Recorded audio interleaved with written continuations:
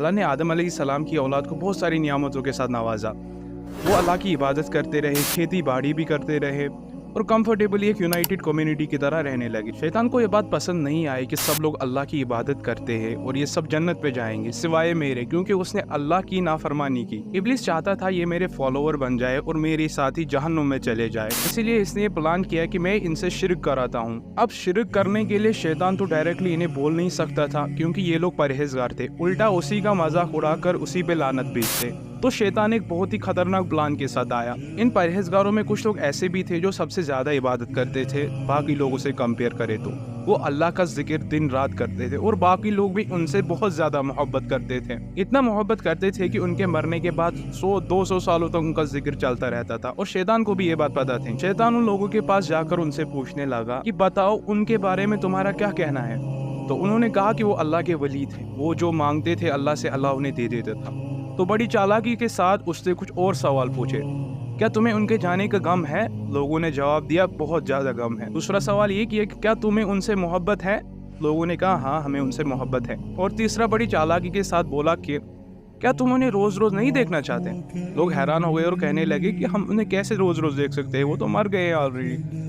शैतान ने आइडिया दिया कि तुम उनकी तस्वीर बनाओ और अपने घर में रखो ताकि तुम उन्हें रोज देखकर याद किया करो कि वो कितने नेक थे। लोगों को ये आइडिया बहुत पसंद आया। उन्होंने तस्वीरें बनाना शुरू कर दी और अपने घरों और मस्जिदों में रखने लगी। वक्त गुजरता गया और कुछ चेंजेस आई।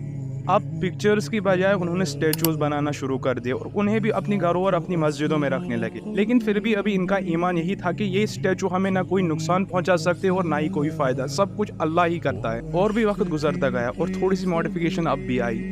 अब इनकी तादाद बहुत बढ़ गई। लोगों के दिमाग और दिल में ये कीड़ा घुस चुका था कि इनकी वजह से हमें कुछ ना कुछ तो ब्लेसिंग्स मिलती है। अब जब भी कोई नेक आदमी मरता था तो उसके नाम पे एक स्टेचू बना दिया जाता था। बच्चे ये देखते देखते बड़े हुए कि कैसे इनके माँ बाप इन स्टेचूज की रेस्पेक्ट करते हैं। जब भी वो किसी स्टेचू से गुजरते हो तो कैसे अपना सर नीचे झुकाते हैं, कैसे इनको कपड़े पहनाते हैं और कैसे इनकी प्रेजेंस में अल्लाह की इबादत करते हैं। और भी वक्त गुजरता गया। अब लोग इसके सामने झुकने की बजाय इसके सामने सीधा सजदे ही करने लगे, इनके लिए एनिमल सैक्रिफाइस करने लगे और इनकी वर्शिपिंग करने लगे। अब ये एक स्टेचू से कन्वर्ट हो चुके थे आइडल्स में। वो अल्लाह की जमीन पर रहकर अल्लाह का खाना खाकर अल्लाह को ही ठुकरा रहे थे। तो अल्लाह भी गुस्सा हो गए और बारिशें बंद कर दी। उनकी फसलें भी कम उगने लगी और बच्चे पैदा होने की तादाद भी कम हो गई। लेकिन वो लोग फिर भी बाज नहीं आए और गलतियां करते रहे। अल्लाह चाहता था कि मैं इन्हें एक एडवाइजर, एक पैगंबर भेजूं जो उनको सीधा रास्ता दिखाए कि तुम्हें किसकी इबादत करनी है।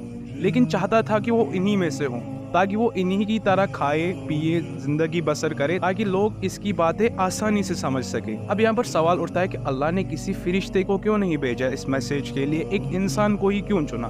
देखो, एक फरिश्ते का कोई नफ्स नहीं होता, जो उसे अल्लाह हुक्म दे वो वही काम करता है। अगर अब इन्हें कोई फरिश्ता भेजा होता और उसने उनको दावत दी होती सिरातुल मुस्तकीम की, तो उनका जवाब यही होना था कि तुम तो फरिश्ते हो, तुम्हारे लिए खाना पीना, तुम्हारे लिए बीवी नहीं होती, लेकिन हमारे लिए है। तुम्हारे लिए आसान होगा सिरातुल मुस्तकीम पे चलना, लेकिन हमारे अपने खुद के काम है, हम नहीं चल सकते। इसीलिए अल्लाह ने इन्हीं में से एक को भेजा जो इन्हीं की तरह काम करता हो, खाता हो, पीता हो, उसकी भी बीवियां हो, उसके भी बच्चे हो, ताकि वो इन्हें समझा सके कि हम भी सिरातुल मुस्तकीम पे चल सकते हैं। आदम की औलाद में बहुत लोग अमीर भी थे और हुक्मरान भी, लेकिन अल्लाह सबसे बेहतर जानने वाला है। अल्लाह को पता था कि ये पैगाम कौन आगे पहुंचा सकता है। अल्लाह ने नूह अलैहिस्सलाम को चुना जो कि एक फेथफुल और जनरस आदमी थे और दिमाग के इंटेलिजेंट भी। अल्लाह ने नूह अलैहिस्सलाम को हुक्म दिया कि तुम अपनी उम्मत को वार्निंग दो इससे पहले कि इन पे अजाब नाजिल हो। नूह अलैहिस्सलाम इन लोगों में से उठे और कहा कि मैं तुम्हारा पैगंबर हूँ। कुछ लोगों ने जवाब दिया तुम तो कल तक हम सब में से थे, आज तुम पैगंबर कैसे बने? नूह अलैहिस्सलाम के कुछ दोस्त थे, उन्होंने भी ऐसा ही कुछ रिएक्शन दिया।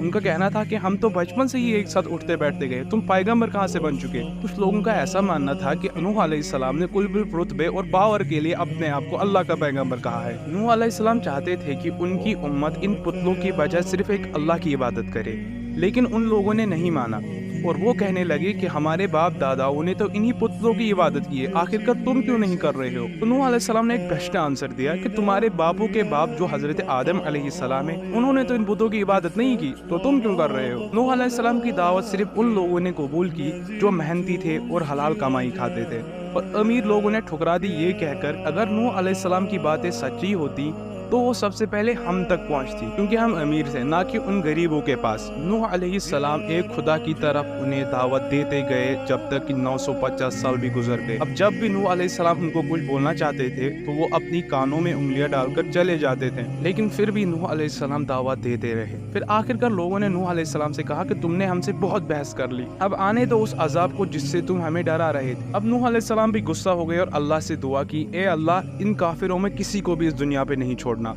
और अल्लाह ने ये दुआ कबूल भी की और उनके फेट में ये लिख दिया कि इन्हें एक ग्रेट फ्लड में डुबाना है। अल्लाह ने नूह अलैहिस्सलाम को हुक्म दिया कि तुम एक ग्रेट शिप बनाओ, और नूह अलैहिस्सलाम ने डायरेक्टली उस शिप को बनाना शुरू कर दिया, क्योंकि अल्लाह नहीं चाहता था कि इस ग्रेट फ्लड में नूह अलैहिस्सलाम के मानने वाले भी मर जाए और नूह अलैहिस्सलाम को भी बचाना था। इस आर्क को बनाते हुए नूह अलैहिस्सलाम का बहुत मजाक उड़ाया गया, लेकिन नूह अलैहिस्सलाम चुपचाप अपना काम करते रहे। अब वक्त आ चुका था कि अल्लाह अपना वादा मुकम्मल करे। कई दिनों तक बारिश गिरती रही और नूह अलैहिस्सलाम को अल्लाह की तरफ से हुक्म आया कि तुम अपने मानने वालों को और हर किसी जानवर और परिंदे के एक एक जोड़े को अपने साथ उस नाव में ले चढ़ो, क्योंकि ये पानी पूरी दुनिया को कवर करने वाला था और कोई भी चीज नहीं बचती। अब एक ग्रेट फ्लड आ गया, सारे कुफ्फार उस सैलाब में चले गए।